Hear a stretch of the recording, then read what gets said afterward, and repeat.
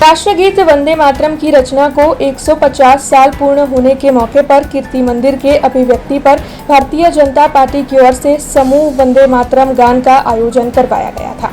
बंकिम चंद्र चट्टोपाध्याय जी की नवलकथा आनंद मठ में वंदे मातरम गीत की रचना हुई थी, जिसे 150 साल पूर्ण हुए हैं।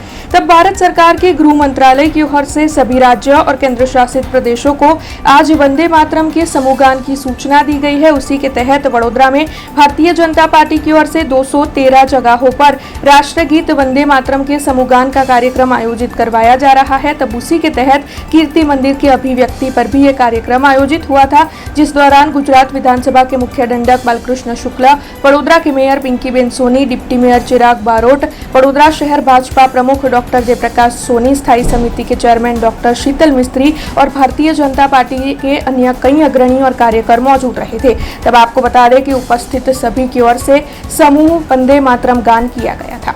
જ્યારે આખા દેશમાં વંદે માતરમનું સમૂહ ગાન તેના સાર્ધ શતાબ્દી નિમિત્તે ઉજવવામાં આવી રહ્યું છે। સ્વદેશીના મૂલમંત્ર સાથે અને આખા દેશને જાગૃત કરવા માટે થઈને 7 નવેમ્બર 1875 ના રોજ જ્યારે બંકિમચંદ્રજીએ વંદે માતરમની રચના કરી અને ગુરુવર્ય રવિન્દ્રનાથ ટાગોરે 1896 માં સૌપ્રથમ વખત એનું જાહેરમાં ગાન કર્યું।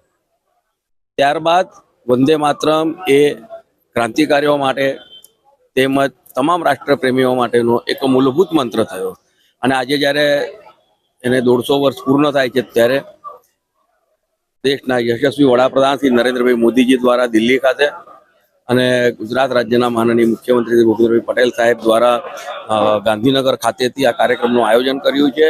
આ કાર્યક્રમ આજથી શરૂ થઈને 26 તારીખ સુધી ચાલવાનું છે। સંવિધાન દિવસ સુધી જ્યારે ચાલવાનું છે ત્યારે અને વડોદરા શહેરમાં ભારતીય જનતા પાર્ટી દ્વારા દરેક ગલીમાં દરેક વોર્ડમાં આ પ્રકારના કાર્યક્રમનું આયોજન કર્યું છે। તો આપના માધ્યમથી તમામ નગરજનોને પણ હું વિનંતી કરું કે આપના વિસ્તારમાં જ્યાં પણ વંદે માતરમના સમૂહ ગાનનો કાર્યક્રમ હોય એમાં આપ બધા જોડાઈએ અને રાષ્ટ્રભક્તિના એક જેને કહેવાય ઉચ્ચતમ શિખર પર જ્યારે આ ગીત છે ત્યારે આપણે બધા તેને અનુસરીએ। हमसे जुड़े रहने के लिए हमारे YouTube चैनल को सब्सक्राइब करें और नई वीडियो की नोटिफिकेशन के लिए बेल आइकॉन को दबाएं।